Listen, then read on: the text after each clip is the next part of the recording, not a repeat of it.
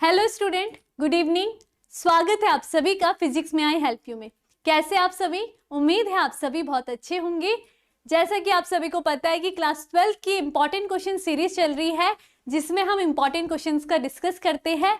और अब तक हमने जितने भी क्वेश्चन डिस्कस कर चुके हैं, मुझे उम्मीद है कि आपने बहुत अच्छे से उन सभी को पढ़ लिया होगा और आपका एकदम रेडी होगा। तो क्लास शुरू करने से पहले सब मुझे ये बता दीजिए कि ऑडियो वीडियो क्लियर है। रंजीत पटेल, अच्छा बताइए audio video clear. Pancham, good evening. Saurabh Rawat, good evening. सबको गुड इवनिंग। चलिए, तो देखिए जैसा कि आप सभी को पता है कि हमने 7वां चैप्टर विकास स्टार्ट कर लिया था। हमने देखा था इस चैप्टर के पहले ही हम इसको डिवाइड करके पढ़ रहे थे। सबसे पहले हमने देखा था किस प्रकार से ब्रह्मांड की उत्पत्ति हुई थी, वो हमने बिग बैंग थ्योरी के द्वारा देखा। उसके बाद हमने ऑपरेन हॉल्डिन सिद्धांत में देखा कि किस प्रकार से पृथ्वी पर रसायनों के द्वारा जीवन की उत्पत्ति हुई, ये बात हमने देखी और इसे मिलर के सिद्धांत द्वारा सिद्ध भी कर दिया गया था। उसके बाद हमने जैव विकास के प्रमाण को पढ़ा और उसमें भी हमने अलग अलग ऐसी बातें पढ़ ली कि जिसमें हमने देखा कि किस प्रकार से जैव विकास हुआ है, उन सभी के प्रमाण थे। वो सभी पॉइंट आपको बहुत अच्छे से क्लियर हो गए होंगे। आज का जो टॉपिक है वो है डार्विनवाद। डार्विन जो एक वैज्ञानिक थे जिन्होंने प्राकृतिक वर्णवाद दिया था, तो यही आज के टॉपिक में आपको पढ़ना है। तो इससे पहले आप मुझे बता दीजिए कि ऑडियो वीडियो सब क्लियर। पंचाम, विनय मौर्य, बताइए क्लियर? हाँ बताइए। और आपकी एग्जाम की तैयारी भी बहुत अच्छे से चल रही होगी, है ना? तो इसलिए अब आपके पास टाइम कम है और जितना हो सके उतना रिवीजन करना स्टार्ट कर लो, ठीक है? ताकि क्या होगा, आगे आपको बहुत अच्छा बेनिफिट मिले। इसलिए रिवीजन करना स्टार्ट कर लो, पुराने पेपर सॉल्व करने स्टार्ट कर लो। वैसे करना पहले ही दिया होगा, लेकिन अब जैसे जैसे एग्जाम पास आ रहे तो अपने सब कुछ क्लियर करके रखना। पूरा पढ़ लिया तो अब पुराने पेपर सॉल्व करना, ताकि आप टाइम मैनेजमेंट, मैंने जो अपना सबसे पहला पॉइंट कहा था, आप टाइम मैनेजमेंट कर सको। अगर बायोलॉजी की बात करूंगी तो थ्योरी का पेपर आता है, थ्योरी लिखते लिखते इतना टाइम लग जाएगा। इसलिए मिस्टर घड़ियाल जी के साथ ही चलना, ताकि क्या हो सके, आपका टाइम भी मैनेजमेंट रह सके, ठीक है? बाकी मैंने आपको ये भी बता रखी है कि क्वेश्चन आपको किस तरीके से अपने आंसर को प्रेजेंट करना है। हेडिंग वाइज आपने हाईलाइट करोगे सारे आंसरों को, जो जो इंपॉर्टेंट होंगे। क्लियर? ठीक है, हाँ ठीक है। विनय मौर्य कह रहे हैं क्लियर है। आइए, ठीक है। चलिए, अब आज का जो टॉपिक ही है वो हमारा है यहाँ पर डार्विनवाद। डार्विनवाद यानी जो चार्ल्स डार्विन थे वो वैज्ञानिक थे जिन्होंने प्रकृति वर्णवाद दिया था। ये बात आपको क्लियर रखना है। और इनकी जो बुक थी the origin of species, species के बारे में इन्होंने बताया था किस प्रकार से यहाँ पर स्पीसीज में आगे चल करके विभिन्नताएं उत्पन्न होंगी, कैसे इनका यहाँ पर चुनाव किया जाएगा प्रकृति के द्वारा, ठीक है? तो इतनी बात ध्यान रखनी है। अब आपको इसको पॉइंट में पढ़ना है तो आप बहुत अच्छे से पढ़ सकोगे। क्लियर? तो सबसे पहले हम जो देखेंगे, पहले स्पीसीज क्या होगी। अगर आप बात करोगे, आप ह्यूमन स्पीसीज में आते हो, है ना?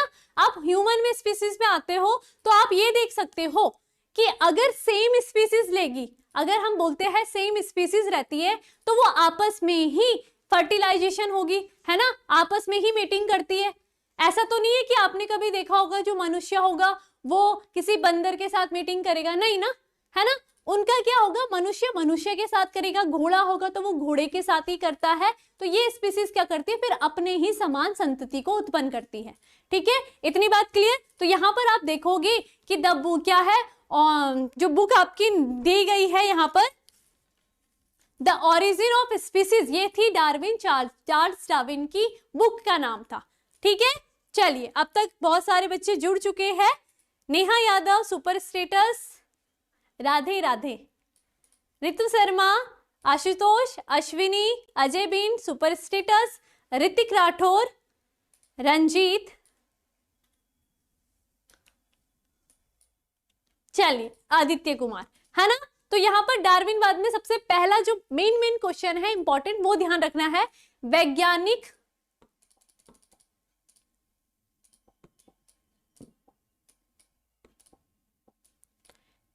वैज्ञानिक का नाम आपको ध्यान रखना है। चार्ल्स डार्विन ने जैव विकास को प्रमाणित करने के लिए सिद्धांत दिया था, जिसे क्या कहा, डार्विनवाद कहा, प्रकृति वरणवाद कहा, और या फिर हम उसे योग्यतम की उत्तरजीविका के नाम से भी जानते हैं। 3 नाम से जाना जाता है, उसे डार्विनवाद भी कहते हैं, प्रकृति वरणवाद भी कहते हैं। प्रकृति वरणवाद का बाद में मैं आपको बताऊंगी क्यों कहा गया है, ठीक है। और ये भी कहा है कि उत्तरजीविका के नाम से जाना जाता है। अर्थात इस प्रमाण, जब ये डार्विनवाद ने ये प्रमाण दे दिया तो इससे सिद्ध हो गया कि जीव किस प्रकार से यहाँ रह सकते हैं। क्लियर? तो ये बात ध्यान रखनी है आपने। इन्होंने क्या करा था, इन्होंने जलाशय से संपूर्ण पृथ्वी का भ्रमण किया। 6 दिन तक लगभग भ्रमण करते रहे ये जलाशयों में। पृथ्वी पर देखी जाने वाली जैव विविधता के आधार पर अपना सिद्धांत, अपनी पुस्तक, इनकी पुस्तक का जो नाम था वो ध्यान रखना है आपको। जो इंपॉर्टेंट है मैं वही बताऊंगी, ऑरिजिन ऑफ स्पीसीज, ठीक है। क्या होगा? ऑरिजिन ऑफ स्पीसीज,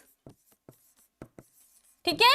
और जो वैज्ञानिक थे वो आपके चार्ल्स डार्विन थे, रॉबर्ट चार्ल्स डार्विन या चार्ल्स डार्विन आप बोल सकते हो, ठीक है। तो ये मेन चीज है कि यहाँ पर जो प्रकृति वरणवाद दिया गया था, ठीक है, नेचुरल सिलेक्शन भी बोलते हैं हम इसे, ये दिया था आपके वैज्ञानिक डार्विनवाद ने। क्लियर? चलिए आगे देखिए। अब यहाँ पर सबसे पहले हमें ये देखना है कि डार्विनवाद किससे प्रेरित हुए थे। इन्होंने अपना जो सिद्धांत के जो इन्होंने लाइन जो दे रखी है वो पहले प्रेरित हुए थे अन्य वैज्ञानिक जिनका नाम था थॉमस मैल्थस। नाम याद रखोगे क्या? थॉमस मैल्थस, ठीक है। इन्होंने जो अपना प्रकृति वरणवाद दिया था वो थॉमस मैल्थस वैज्ञानिक के समान ही था, लेकिन उसी में इन्होंने 1-2 पॉइंट और ऐड कर दिए, जिसके बाद इनका जो सिद्धांत कहा गया वो डार्विनवाद कहा गया। क्लियर इतनी बात? तो मेन थे जो थॉमस मैल्थस ने दिया था, इन्होंने अपने कुछ 5 पॉइंट बताए थे, ठीक है। उसके बाद जो आगे बताई थी वो डार्विन ने बताई थी। उन्होंने जो प्रेरित हुए थे, सबसे पहले याद रखना है, जो प्रेरित हुए थे डार्विन, वो किससे हुए थे? थॉमस मैल्थस नामक वैज्ञानिक से। इतनी बात क्लियर सबको? ठीक है, चलिए। हाँ, इनका रीजन जो था बुक लिखने का, जो इवोल्यूशन, विकास जो लिखा था वो था नेचुरल सिलेक्शन, प्रकृति वरणवाद, मैंने बता दिया आपको। क्लियर इतनी बात? आप देखेंगे, ठीक है। अब यहाँ पर जो थॉमस मैल्थस थे, इनकी जो बुक का नाम था वो था an essay on the principle of population, ठीक है, an essay of the principle of population, ये इनकी बुक का नाम था। इन्होंने अपने कुछ पॉइंट बताए थे, क्या क्या पॉइंट बताए थे वो हम बता देंगे, ठीक है। उसके बाद जो डार्विन जी थे, उन्होंने अपने पॉइंट, जो इनके पॉइंट दिए गए थे, उनको अपने ही सिद्धांतों में उन्होंने रखा था, बस उसमें 2-4 पॉइंट एक्स्ट्रा बताए थे, वो बता देंगे। तो थॉमस मैल्थस ने सबसे पहले क्या बताया था, जो पॉइंट था वो बताया था अतिजननवाद। सबसे पहले मैं आपको हेडिंग वाइज बताऊंगी तो आपको डार्विनवाद एकदम क्लियर हो जाएंगे। अतिजननवाद, ठीक है। सबसे पहला जो होगा वो ध्यान रखोगे कि अतिजननवाद इनका पहला पॉइंट था। अर्थात जो भी स्पीसीज होती है, ठीक है, अति अंतः, अति लिख देती हूं मैं, ठीक है। अर्थात प्रत्येक स्पीसीज जो होगी वो बहुत अधिक संख्या में क्या कर सकती है? जनन कर सकती है, रिप्रोडक्शन कर सकती है। क्लियर? छोटे छोटे सिंपल समझने, इतना डिटेल में नहीं समझेंगे, हम इजी वे में समझेंगे, पॉइंट टू पॉइंट समझेंगे तो आपको एकदम क्लियर होगा। सबसे पहला था थॉमस मैल्थस ने जो अपनी पुस्तक में जो पॉइंट मेंशन किए थे वो किए थे अतिजनन। अर्थात प्रत्येक जो भी जीव होंगे, प्रत्येक, चाहे वो कीट होते हैं, मनुष्य होंगे, इन सब में इतनी कैपेसिटी पाई जाती है कि ये बहुत अधिक रिप्रोडक्शन कर सकते हैं, जनन कर सकते हैं। क्लियर इतनी बात? तो अतिजननवाद पहला पॉइंट है, ये बात ध्यान रखोगे सबके सब, ठीक है। जैसे आप देखते हो ना, कीट, जो कीट पतंग रहते हैं उनकी संख्याएं बहुत अधिक रहती है, बहुत सारे रहते हैं। तो ये पहला पॉइंट क्या होगा? हर एक जीव यानी स्पीसीज होता है, इनके अंदर इतनी कैपेसिटी होती है कि ये अधिक से अधिक जनन करके नई संततियों को बना सके। अब दूसरा हमने यहाँ पर देखना है कि number of origin of a species remain. यहाँ पर हम देखेंगे कि यहाँ पर लेकिन जो भी जनन ये करेंगे, ठीक है। दूसरा था कि ये जो जनन करते हैं उनमें से कुछ स्पीसीज ही जीवित रहती है। यानी कि ये जो जनन होगा ये किसमें होगा, सीजनली होता है। अगर आप देखोगे कीटों की संख्या देखते हो, बरसात के मौसम में देखते हो ना, वर्षा ऋतु में बहुत सारे कीट होते हैं, अर्थात उनकी जो संख्या बढ़ती है वो बरसात ऋतु में बढ़ती है। बहुत सारे कीट देखते होंगे, बरसात का मौसम बाहर है लेकिन लाइट के नीचे बहुत सारे कीट पतंग होते हैं, तो जो कीट पतंग होंगे उनका मौसम वही है। कौन सा मौसम है, बरसात का मौसम है, जब वो बहुत अधिक मात्रा में जनन की क्रिया करेंगे और नई संतति का निर्माण करते हैं। क्लियर। दूसरा क्या है यहाँ पर, यही है कि क्या होगा यहाँ पर कि इनमें क्या होती है, अत्यधिक जनन, और दूसरा यानी कि यहाँ पर जो होंगे जो भी कीट पतंग होंगे ये एक सीजन के अकॉर्डिंग क्या कर रहे हैं, ऑर्गेनिज्म, नंबर ऑफ ऑर्गेनिज्म बना रहे हैं। क्लियर। दूसरी बात ये रही। अगर हम तीसरी बात की बात करेंगे, अब देखो यहाँ पर संतति तो अगर बहुत अधिक ज्यादा जनसंख्या बढ़ जाती है तो आपको पता है कि संसाधनों की कमी हो जाती है। जितनी ज्यादा संख्या बढ़ेगी उतना ज्यादा क्या होगा, रिसोर्सेस यानी कि जो भी संसाधन होंगे उनकी कमी होगी। क्लियर। तो यहाँ पर तीसरा क्या रखना है आपने, जो रिसोर्सेस है, रिसोर्सेस क्या होंगे, कम हो जाते हैं। कैसे, अगर रिसोर्सेस कम है अर्थात अब क्या करना पड़ेगा, अगर बहुत सारी संतति उत्पन्न हो रही है तो उनको इन रिसोर्सेस के ऊपर अब लड़ाई करनी पड़ेगी, है ना। रिसोर्सेस क्या है, लिमिटेड है हमारे पास, रिसोर्सेस लिमिटेड होते हैं। अगर रिसोर्सेस लिमिटेड है तो इनके मध्य क्या होगा, है ना। क्लास की बात करें, किसकी बात करेंगे हम, एग्जाम्पल अगर दिया जाए कि एक घर में 4 बच्चे रहते हैं, ठीक, और एक घर में 2 बच्चे रहते हैं, तो आप ये बताइए कि किस घर के बच्चे अच्छे से खाते पीते होंगे, पौष्टिक आहार खाते होंगे, अच्छे से अच्छे स्कूल में पढ़ाई करते होंगे, कौन सी फैमिली में करेंगे। ए फैमिली में 4 बच्चे हैं और बी फैमिली में 2 बच्चे हैं, ठीक है। ए फैमिली में 4 बच्चे हैं लेकिन बी फैमिली में 2 बच्चे हैं। इसको इस एग्जाम्पल से समझते हैं। तो आप ये बता सकते हो इनमें से कौन सी ऐसी फैमिली है जो एक तो अच्छे स्कूलों में पढ़ाई कर रहे होंगे, बहुत अच्छा खाना पीना खा रहे होंगे, एकदम पौष्टिक आहार खा रहे होंगे, हाँ, और उनके बहुत सारे मतलब ज्यादा इनके पास सोर्सेज है, ठीक है।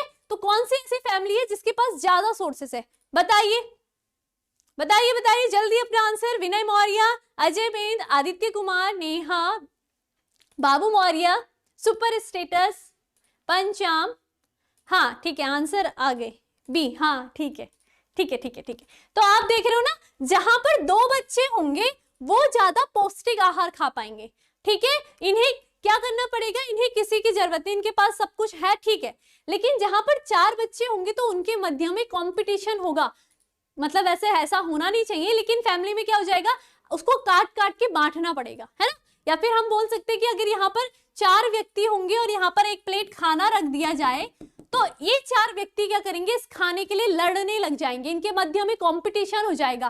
तो इनका जो चौथा था, अगर रिसोर्सेस लिमिटेड है तो उन रिसोर्सेस को पाने के लिए, उन भोजन को पाने के लिए अब इनके मध्य में कंपटीशन हो जाता है। कैसे, ठीक है। तो अगला क्या था, कंपटीशन। क्लियर, कंपटीशन होगा अगर रिसोर्सेस कम होते हैं। वैसे रिसोर्सेस कम ही होंगे, आपने साइंस में इतिहास वगैरह में भी पढ़ा होगा कि आपने यहाँ पर देखा होगा कि रिसोर्सेस कम होंगे तो जनसंख्या अगर क्या हो रही, बढ़ रही है तो रिसोर्सेस और कम होते रहेंगे, ठीक है। तो ये सारे रीजन थे। और अगर हम 5वीं, तो कंपटीशन सबको समझ में आ गया, कंपटीशन। अब ये कंपटीशन भी कैसा कंपटीशन, एक तो क्या है, अपने ही जाति के अंदर कंपटीशन, ठीक है। एक क्या होगा, अपनी ही जाति, अपनी जाति के अंदर कंपटीशन, ठीक है। और एक क्या होगी, अनदर जाति, दूसरी जाति के मध्य, दूसरी जाति के मध्य। सिंपल समझा रही हूं मैं, सिर्फ समझाने के लिए। अभी हम जब पढ़ेंगे तो आपको डिटेलिंग हो जाएगी। लेकिन अगर कंपटीशन की बात करें अपनी जाति के मध्य, अगर हम बात करेंगे मनुष्य की, तो मनुष्य को सब्जी चाहिए, फ्रूट्स चाहिए। अगर मनुष्य की संख्या ज्यादा है तो यानी कि वो सब्जी लिमिटेड है, तो वो कुछ ही जो जीव होंगे उनको ही प्राप्त होगी सब्जियां, ठीक है। तो ये कहलाएगा अपनी जाति के अंदर क्या कर रहे हैं, कंपटीशन कर रहे हैं। दूसरी जाति यानी पेड़ पौधों को, यानी जंगली जीव जंतु को भी वो जरूरत है सब्जी की, और हमें भी जरूरत है। तो ये हो गए अलग जीवों के मध्य में कंपटीशन हो रहा है। तो इस माध्यम से ये समझ गए कंपटीशन। हाँ चलिए ठीक है, अब यहां पर देखेंगे। अब देखिए जो आदित्य कुमार आप कह रहे हो ना कम करने के जो उपाय है, अब आप खुद ही देखोगे क्या होगा जब यहाँ पर कंपटीशन होगा उस खाने के लिए। समझ लो एक खाना रख रखा है, उसमें 10 लोग घेरे हैं उस खाने को, लेकिन खा सिर्फ 5 रहे हैं। ठीक है, 5 लोगों ने उस खाने को खाया और 5 लोग रह गए, तो वो वैसे ही मर गए। यानी कि यहाँ पर क्या होगा, जो सबसे ताकतवर होगा, जो लड़ेगा, ठीक है, जो लड़ेगा आगे, वही आगे चल करके जीवित रहेगा, और अगर जो नहीं लड़ पाया वो मर गया, उसकी जाति वहीं पर खत्म। अब हो रही है क्लियर इतनी बातें? ठीक है आदित्य, कैसे कम करेंगे ये बात समझ में आ गई।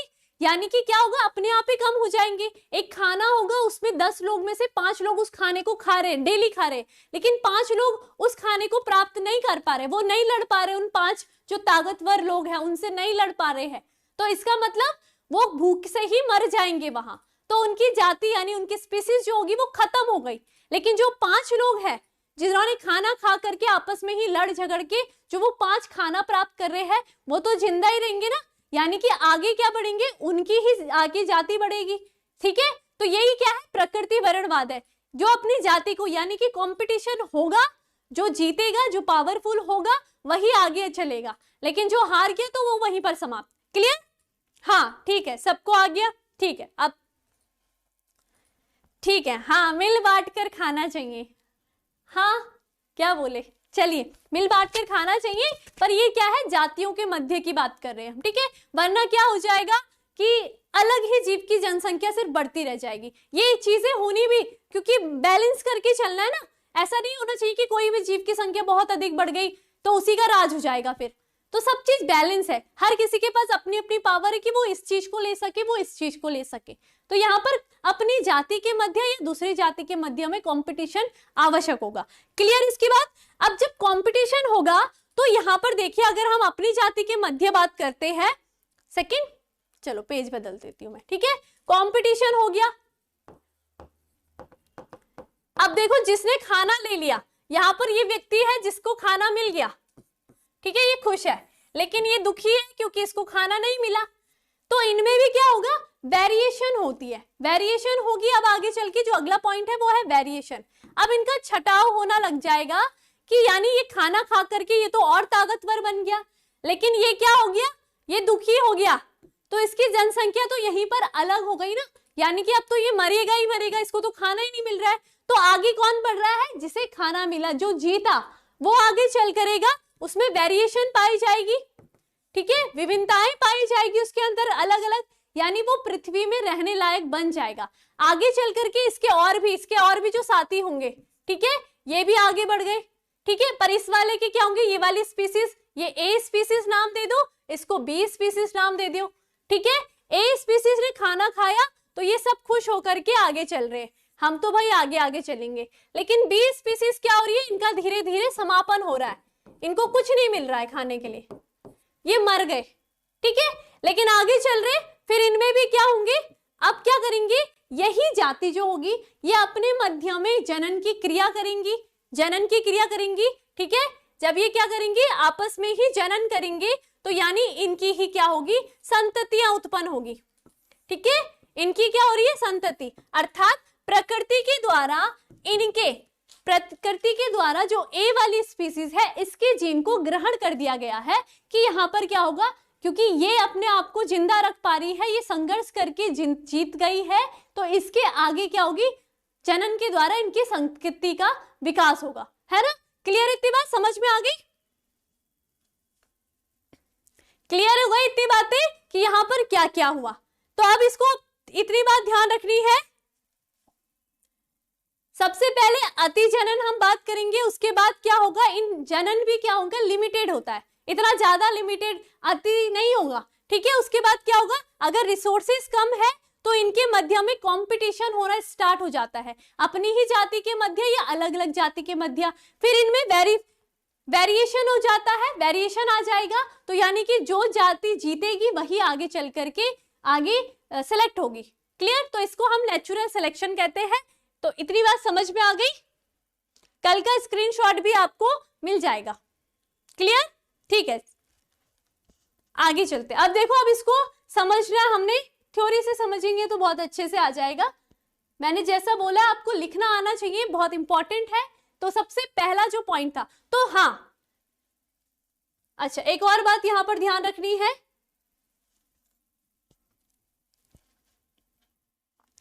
ठीक है, ये वाली बात ध्यान रखनी है कि यहां पर जो वेरिएशन आया था, इतनी बात तो किसने बताई थी? जो थॉमस मैल्थस थे, सिर्फ उन्होंने ये 5 पॉइंट बताए थे। ठीक है, लेकिन डार्विन ने जब अपनी पुस्तक लिखी तो उन्होंने ये 2 पॉइंट और ऐड कर लिए कि यहाँ पर क्या हुआ होगा, इन्हीं जातियों ने अपने मध्य में जनन करके अपनी संतति को आगे बढ़ाया। यानी कि ये क्या होंगे, इनके अंदर भी तो अपने जीन होंगे, इनके अंदर क्या होंगे, जीन होंगे। जब इन्होंने आपस में ही रिप्रोडक्शन करा तो इसके जीव क्या हो गए, अगले आने वाली संतति में भी, और इस प्रकार फिर इसके भी बच्चे हुए होंगे। ठीक है, इसने किसी और के साथ मैट किया होगा तो इनके बच्चे हुए होंगे इस प्रकार से। ठीक है, तो इस प्रकार से ये जनसंख्या आगे बढ़ती रही, विकास बढ़ता रह रहा है आगे। क्लियर इतनी बात? तो यहाँ पर जो ये वाला पॉइंट था, ठीक है, यहाँ पर क्या था, ये जो पॉइंट जो डार्विन ने दिया था अपनी पुस्तक में, एक पॉइंट को जो ऐड किया था वो डार्विन ने किया था, इसको नेचुरल सिलेक्शन कहा गया। Natural selection. क्लियर हो गई इतनी बातें? जो पहले के 5 पॉइंट थे वो तो हमारे थॉमस ने दिए थे, लेकिन डार्विन ने उनकी प्रेरणा से प्रेरित होकर के वो 5 पॉइंट के साथ साथ एक और पॉइंट ऐड कर दिया नेचुरल सिलेक्शन का, क्योंकि इनके जीनों को सिलेक्ट किया गया है प्रकृति के द्वारा, इसलिए इनकी संतति का ही आगे निर्माण होगा। और जिनके जीनों को सिलेक्ट नहीं किया गया है, जो संघर्ष में हार गए हैं, उनका जीन आगे प्रकृति में एक्सेप्ट नहीं किया जाएगा। ठीक है, तो इसलिए हम इसको नेचुरल सिलेक्शन कहते हैं। क्लियर इतनी बात? चलिए आगे चले। ठीक है, तो यही बात है, बस इतने पॉइंट में आपको डार्विन बात को समझना है। तो देखिए, सबसे पहला पॉइंट क्या बोला मैंने, अतिजनन। ठीक है, अतिजनन यानी कि अपनी जातियों के मध्य में जनन की क्रिया करेंगे और अपनी संतति का निर्माण करते हैं। ठीक है, तो यहाँ पर डार्विन के अनुसार प्रत्येक जीव में अपनी जाति को बनाए रखने के लिए जनन की प्रक्रिया पाई जाती है, जिससे वे अपने समान संतति उत्पन्न करते हैं। ठीक, यहाँ पर संतति उत्पन्न हो गई। सेकंड पॉइंट है जीवन संघर्ष। अब अगर संतति उत्पन्न हो गई है लेकिन रिसोर्सेस कम है, तो अब उसके लिए क्या होगी, इनके अपने ही मध्य में संघर्ष होगा उस चीज को लेने के लिए। क्लियर? तो यहाँ पर ये क्या है, जनन की प्रक्रिया में उत्पन्न सभी संततियां वयस्क अवस्था तक नहीं पहुंच पाती। लेकिन ये सारी संतति तो उत्पन्न हो गई, ये सब उत्पन्न हो गई, लेकिन जीतेगा वही जो संघर्ष करेगा। ठीक है, तो ये सबके सब क्या होंगे, पैदा तो हो जाएंगी लेकिन आगे आगे नहीं बढ़ पाएगी, कुछ भोजन की कमी के कारण मर जाती है। तो यहाँ पर क्योंकि वे अपने अस्तित्व को बनाए रखने के लिए जीवों के मध्य भोजन, बताया मैंने आपको कि भोजन के लिए लड़ाई होगी, आवास के लिए भी लड़ाई होगी और साथी के लिए भी ये संघर्ष करना होता है, जिससे जीव संघर्ष कहते हैं।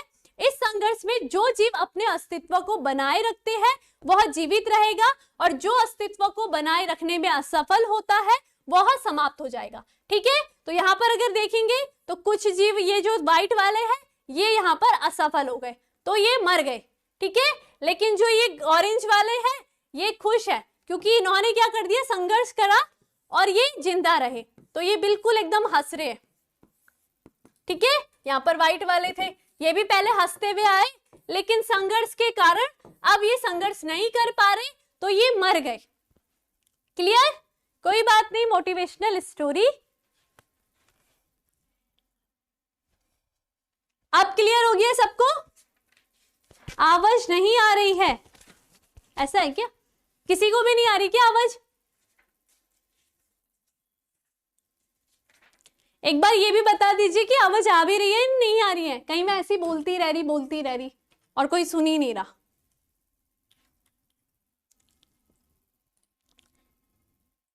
ठीक है, आवाज आ रही है, ठीक, क्लियर। तो ये बात समझ में आ गई, जनन सबने करा, सब खुश होकर के आ रहे थे, भाई हम तो जिएंगे, लेकिन अब इन्हीं जातियों के मध्य में क्या होगा, भोजन के लिए, आवास के लिए, अपने साथी को चुनने के लिए संघर्ष होगा। तो यहाँ पर आप देख सकते हो व्हाइट वाले को भोजन भी नहीं मिला, घर भी नहीं मिला, ना उसका साथी मिला, तो ये यहाँ पर खत्म होने लग गए संघर्ष के कारण। लेकिन ये ऑरेंज वाले सब खुश है क्योंकि इन्होंने लड़ लिया, ये पावरफुल थे, लड़ गए, खाना ले लिया, सब कुछ कर लिया, तो इसलिए इन्होंने, हाँ ठीक है ठीक है, अच्छा आ रही है आवाज तो अच्छी बात है। चलो ठीक, तो ये वाली बात याद रखना है, जीवन संघर्ष। ठीक है, अब मैंने आपको बताया कि जीवन संघर्ष भी दो प्रकार का होता है। कैसा होता है, अंतः जातीय जीवन संघर्ष, अर्थात जब अपनी ही जाति के मध्य, मनुष्य के मध्य जीवन संघर्ष होगा। गाय, जो जीव जंतु होंगे उनके मध्य में, क्योंकि हर किसी का भोजन क्या अलग अलग है ना। अब हम तो घास खाते नहीं है, तो हमें जरूरत है नहीं घास के लिए, तो हम क्यों करेंगे वहां घास के लिए। खाता है कोई घास? नहीं खाता ना। हाँ, कोई खाता भी होगा तो अलग बात है। तो घास जैसे हमारी जरूरत नहीं है, हमें नहीं खानी है घास, तो हम क्यों करेंगे उसके लिए संघर्ष। अर्थात उसके लिए कोई और जो जाति होंगी, जो जीव जंतु की अन्य जाति होंगी, उनके मध्य में वो वहां पर संघर्ष करेगी। लेकिन अगर हम बात करेंगे भोजन की, जैसे कि दाल भात है ना, दाल चावल वगैरह, तो इसके लिए मनुष्य जाति क्या करेगी, संघर्ष करेगी, है ना। आपने देखा होगा कुछ एरिया में कुपोषण के शिकार हुए रहते हैं मनुष्य, फिर वैसे वैसे करके बहुत ज्यादा गरीब होंगे, फिर वो कुपोषण का शिकार होकर के बढ़ जाते हैं। वैसे अब तो कहीं नहीं है, क्योंकि क्या हो गया, अब तो हर घर में राशन भी आता है ना। तो बस ये ध्यान रखनी है आपने, तो ये बात क्लियर रखनी है। तो यहाँ पर क्या हो गया, अंतः जातीय जीवन संघर्ष। जब जीवन संघर्ष एक ही जाति के सदस्यों के मध्य में होगा तो इसे अंतः जातीय जीवन संघर्ष कहते हैं। क्लियर इतनी बात? हाँ, मैं मैथ्स नहीं पढ़ाती हूँ, मैं बायोलॉजी पढ़ा रही हूँ। अब आगे समझ में आ गया क्या क्या। एक तो हाँ ठीक है, आदित्य कुमार तो खाते ही नहीं है घास। ठीक, तो समझ में आ गया ना कैसे कैसे डार्विनवाद ने अपने, डार्विनवाद के ये पॉइंट है, अति जनन। हर जीव क्या करता है, जनन की उनमें क्षमता पाई जाती है, वो इतनी अधिक संख्या में जनन कर सकता है कि वो बहुत सारी संतति उत्पन्न कर सकता है। ठीक है, लेकिन क्या है, ये नियम है कि कोई जीव आया है तो उसको पहले मरना है, यानी उसको संघर्ष करना पड़ेगा अपने खाने के लिए, खुद ही संघर्ष करेगा, खुद ही जिंदा रहेगा, तभी आगे चलकर प्रकृति के द्वारा चुना जाएगा, उसके जीन चुने जाएंगे, यानी कि उसके जीन अगर वो संघर्ष करके जीत गया तो आगे उसकी संतति का निर्माण ही होगा, और जो हार गया तो फिर तो वो खुद भी मर गया, तो संतति तो दूर की बात है। क्लियर? हाँ ठीक है, चलो अच्छी बात है, क्लियर हो गया। ठीक है, अब अंतर, ये तो अंतः जाति, जब अपने ही जाति के मध्य, मनुष्य के मध्य, ठीक है, जो शाकाहारी जीव होंगे उनके मध्य कैसा संघर्ष होगा कि वो घास पेड़ पौधे खाते, तो उनके मध्य में इनके लिए संघर्ष होगा। घास पौधे जो खा सकते हैं, जितनी घास खा ली, जिसने नहीं खाई वो मर गया। ठीक है, उसी प्रकार मांसाहारी जीव, जिसने जीव को पकड़ के खा लिया तो वो जिंदा रह गया, जिसने जो नहीं कर पाया तो वो मर गया। बस यही क्या है, अंतः जातीय। और अगर हम बात करेंगे अंतर जाति, जब किसी आवास में उपस्थित जैव समुदाय में अनेक जातियों के जीवों के मध्य जीवन संघर्ष, अंतर, ये क्या कहलाएगा, जीवन संघर्ष हो तो अंतर जातीय जीवन संघर्ष कहलाता है। जैसे कि मैंने बोला कि अगर हम कहते हैं सब्जी वगैरह खा रहे, तो जीव जंतु भी कहीं ना कहीं क्या करते हैं, ये शाकाहारी जो भोजन होगा वो ग्रहण करेंगे। ठीक है, तो अब क्या हो गया, दो जाति, एक मनुष्य की जाति और एक जीव जंतु, अलग अलग दो जातियां हो गई। अब इनके मध्य में जीवन संघर्ष होगा उस भोजन के लिए। इसी प्रकार आवास की अगर बात करेंगे तो हम यहाँ पर क्या रहते हैं, जंगलों में जीव जंतु रहते है ना, तो वो एरिया वो जंगल को घोषित कर दिया गया है ना, जंगलात का एरिया, जंगल वालों को जंगलात बोलते हैं ना, जंगलात एरिया होता है, तो वो एरिया क्या हो गया, वो जंगली जीवों का हो गया। वहां पर वो संघर्ष करके वो अपना खा रहे हैं, हम यहाँ अपना खा रहे हैं अलग, तो अलग अलग हर जीव को अपने संघर्ष के लिए लड़ना पड़ रहा है। क्लियर? चलिए, और यहाँ पर मनुष्य इतना पावरफुल है तो वो क्या करता है, गलत चीजों का, अपनी शक्तियों का गलत प्रयोग करता है, जंगलों को काट रहा है, वहां भी अपने घर बना रहा है, तो ये तो गलत है ना। वो बेचारे भी कहाँ रहेंगे फिर, तो इसलिए पेड़ लगाओ ताकि उन्हें भी फायदा हो और आपको भी फायदा हो। ठीक है, समझ में आ गई सबको ये बातें कि कैसे संघर्ष हो रहा है। मनुष्य थोड़ा चालाक है तो वो बहुत चालाकी कर करके पेड़ काट काट के, आधा एरिया को काट काट के जंगल की तरफ बढ़ रहा है, वहां पर सड़कें ले जाएगा, कहीं भी कुछ ये सब कर रहा है, लेकिन उनके लिए भी जो जीवन चाहिए, उन्हें भी तो अपने रहने के लिए स्थान चाहिए। अब वो ऐसा तो नहीं है कि बाघ को आप अपने घर में बैठा दो, चल भाई टीवी देख ले मेरे साथ, कोई बात नहीं तेरे को माहौल बनाता हूं मैं, है ना। हाँ ठीक है, हाँ तो चलिए फिर ये सारी चीजें ध्यान रखनी है, समझ में आ गया ना। तो ये क्या होगा, अलग अलग जातियों के मध्य संघर्ष। अब अगर हम बात करें जंगल की, हम संघर्ष क्या करते हैं, हमें चाहिए, इंसान तो इतना स्वार्थी होने में लगा है कि वो जंगलों को काट के रोड बना रहा है, लेकिन वो अब ये नहीं सोच रहा है कि वहां पर जीव जंतु कैसे रहेंगे, है ना। तो यहाँ पर देख रहे हो कि किस प्रकार से हम क्या है, हम पावरफुल है, तो हम क्या कर रहे हैं, उन जीवों को खत्म करने की कोशिश कर रही तो रही है, यही तो हो रहा है यहाँ पर। तो ये गलत चीज है ना। तो उनको भी रहने का हक है, हमारी तरह वो भी जीव जंतु है, उनको भी तो रहने का हक है, तो उनका हक उनसे नहीं छीनना चाहिए, यही होना चाहिए ऐसा। पर ये क्या हो गया, अलग अलग जातियों के मध्य संघर्ष, यानी कि उस जंगल के लिए हम भी संघर्ष कर रहे हैं और वो भी बेचारे जीव जंतु भी संघर्ष करते हैं। ठीक है, चलिए चलिए आगे। तो समझ में आ गया किस प्रकार से जीवन संघर्ष दो जातियों के मध्य पाया जा रहा है। एक पाया जा रहा है अपनी ही जातियों के मध्य में। अब जंगलों में वो जीव क्या अपनी जातियों के मध्य में संघर्ष कर रहे हैं, वो तो जंगल में उनको ही पता होगा, है ना। तो वो अपने भोजन के लिए जंगल का, क्योंकि घास भी तो पेड़, अब यहाँ पर तो मनुष्य अब ऐसा भी है कि अब जंगलों में घास काट काट के लाएगा अपने घर वाले जो पशु होंगे उनके लिए। तो बस ऐसे ही तो ये संघर्ष चल रहा है, जंगलों में घास खत्म हो जाएगी तो वहां के जो जीव होंगे वो वही खत्म हो जाएंगे, उनका आगे उनकी संतति बनेगी नहीं, तो वो विलुप्त में चले जाएंगे, ऐसे ऐसा होता है। ठीक है, तो ये सब ध्यान रखना है, जो जितना पावरफुल होगा वही आगे बढ़ता है, और जो जितना कमजोर होगा उसको और सब दबाते रहेंगे और वो एक बार खत्म ही हो जाएगा, विलुप्त में चला जाएगा। क्लियर। अब आगे चलते हैं। तो ये बात ध्यान रखना है, अंतः जाति और अंतर जाति। ठीक है, अब मैंने यहाँ पर वो भी तो बनाऊंगी, जो खुशी खुशी आ गए थे, ऑरेंज वाले आ रहे थे ना, खुशी खुशी, ये खुश हो गए। अब यहाँ पर भी क्या हुआ, कुछ ऑरेंज वालों क्या थे, ताकतवर थे, ऑरेंज आ गए थे ना आगे, ये ऑरेंज वाले आगे ये इस प्रकार से ये खुश है क्योंकि इन्होंने संघर्ष करके आगे बढ़ गए। लेकिन जो व्हाइट वाले हैं वो बेचारे कुछ लड़ नहीं पाए, अब मर गए, तो ये सैड हो गए। पहले बहुत खुश थे लेकिन अब सैड हो गए क्योंकि अब ये मर चुके हैं। ठीक है, इस प्रकार से इनके मध्य में ये चल रहा है संघर्ष। आगे चले। ठीक है, अब आता है वातावरण का संघर्ष। वातावरण में किस प्रकार से संघर्ष करेंगे, भोजन के लिए तो कर लिया, अब वातावरण के लिए, वातावरण में रहने वाले सभी जीव वातावरण के भौतिक कारकों से प्रत्यक्ष या अप्रत्यक्ष रूप से अनुकूलित होते हैं।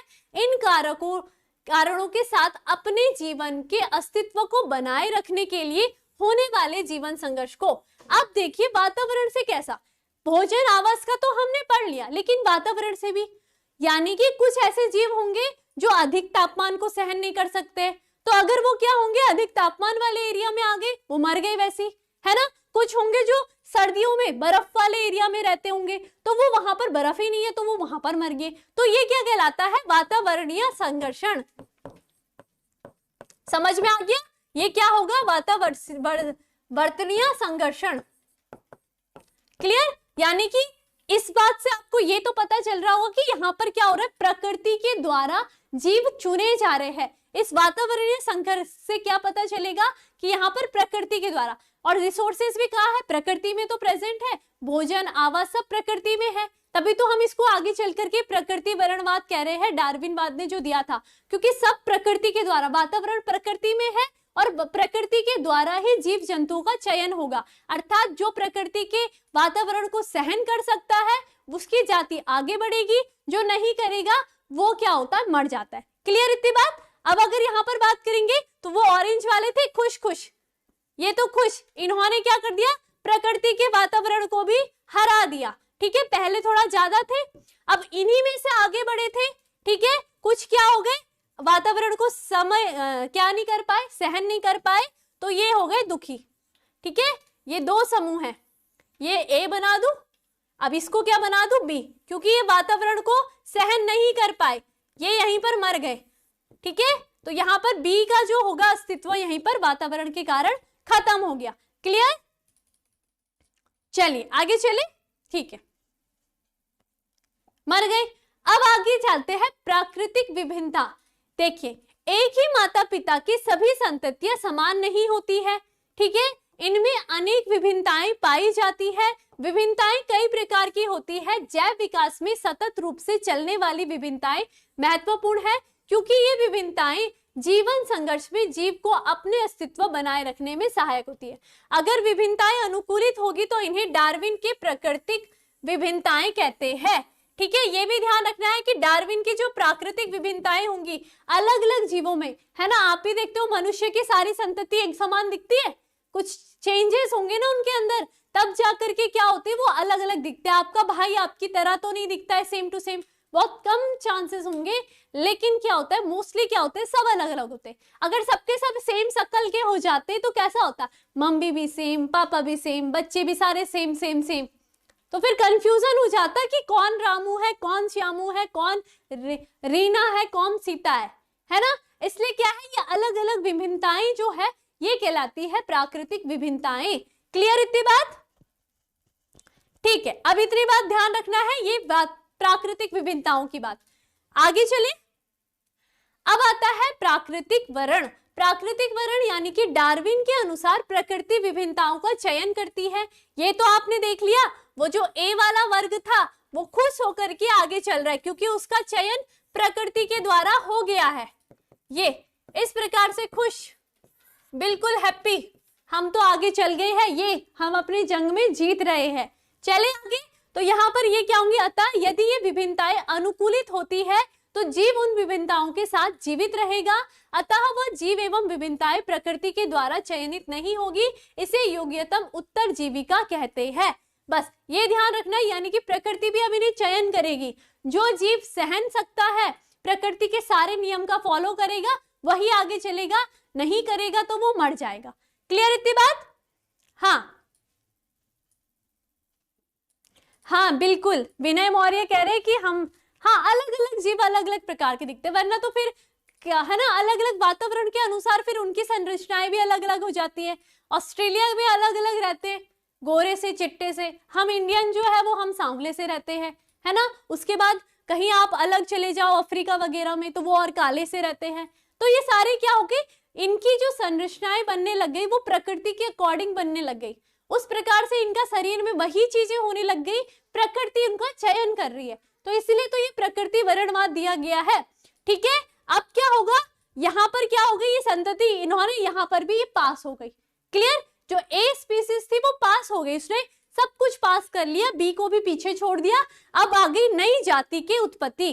चयनित विभिन्नताएं संतति में पीढ़ी दर पीढ़ी आगे बढ़ती है, जिससे एक लंबे समय के पश्चात जब ये विभिन्नताएं समूह में आती है तो नई जाति का उत्पन्न होगी। अब ये जीव क्या करेंगी, ये स्पीसीज क्या करेगी, अब जनन की प्रक्रिया के द्वारा अपनी संतति का निर्माण करेगी, ठीक है। अब ए है, ए स्पीसीज थी, ठीक है, ए स्पीसीज है, इन्होंने क्या करा, इस जाति ने इससे ये दोनों ने क्या कर दिया, जनन की क्रिया करी, मैटिंग हो गई इनके बीच में, तो यहाँ पर क्या हुई, इनसे अनेक संतति का निर्माण हुआ, फिर इससे भी और संतति का निर्माण हुआ, फिर इनमें इन्होंने भी सेम क्या करे होंगे, बहुत सारे जीवों को जन्म दिया। उसके बाद जो यहाँ पर प्रकृति के द्वारा चयनित हुए वो क्या होंगे, आगे बढ़ेंगे। तो इस प्रकार क्या हो गई, इनकी संख्या बढ़ गई, ये इस प्रकार से क्या हो गई, इनकी संख्या बढ़ गई।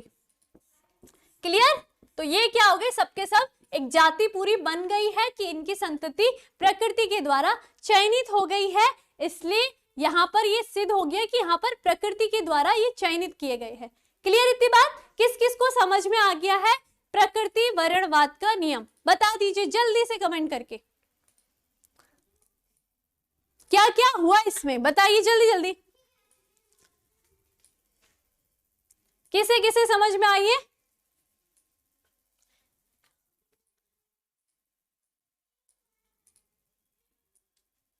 बताइए, ये बता दीजिए कि डार्विनवाद समझ में आया।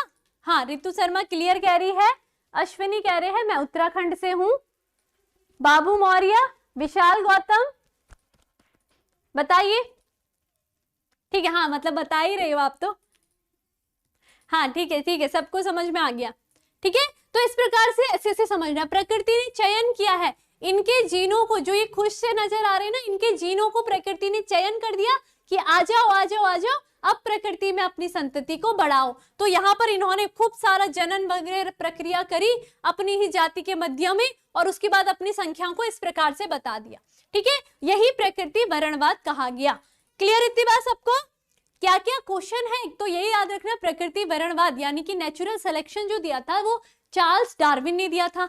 ठीक है, इन्होंने कौन सी पुस्तक के द ओरिजिन ऑफ स्पीसीज इसमें लिखी थी ये सारी बातें। ठीक है, और ये ओरिजिन और पुस्तक जो लिखी थी इन्होंने, ये लिखी थी 1859 को।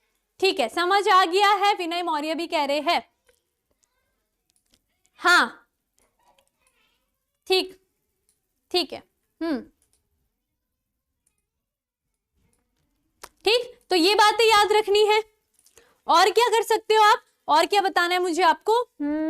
हाँ, एक नेचुरल सिलेक्शन, तो इन्होंने देखो डार्विन ने अपने उसमें दो बातें मेंशन करी थी। एक तो ये करी थी कि नेचुरल सिलेक्शन, ठीक है, और एक ये दिखाए थे कि ये ब्रांचिंग होती है। ब्रांचिंग किस प्रकार से, ये ब्रांच बन रही है ना, ठीक है, ये संतति भी पैदा, जैसे ये दो संतति पैदा हुई, ठीक है, इन दोनों ने आपस में क्या करा, इनकी आपस में जनन हुआ, तो इनके द्वारा संतति उत्पन्न हुई ये, ठीक है, और भी संतति उत्पन्न हुई, और भी संतति, इस प्रकार से ये, ठीक है। अब क्या हुई, इसने दो संततियों को जन्म दिया होगा, जब इन्होंने मैटिंग करी तो इनसे दो संततियों का या तीन संततियों का निर्माण हुआ, इस प्रकार से ये क्या हो गई, ब्रांच की तरह बन रही है ना, तो हम इसको ब्रांच डिसेंट भी कहते हैं। क्लियर इतनी बात? बस ये क्या है, यहाँ पर एक तो नेचुरल सिलेक्शन अटैच करा इन्होंने, और साथ ही साथ यहाँ पर ब्रांच वाली जो संरचना बताई कि किस प्रकार से एक ब्रांच संरचना बनती है, और ये प्रोसेस चलती रहती है। तो यही था प्रकृति वरणवाद। क्लियर सबको? हाँ, ठीक है, चलिए फिर स्क्रीनशॉट लीजिए। अब कल का स्क्रीनशॉट भी देना है आपको, ठीक है। कहां से पढ़ाया था आपको?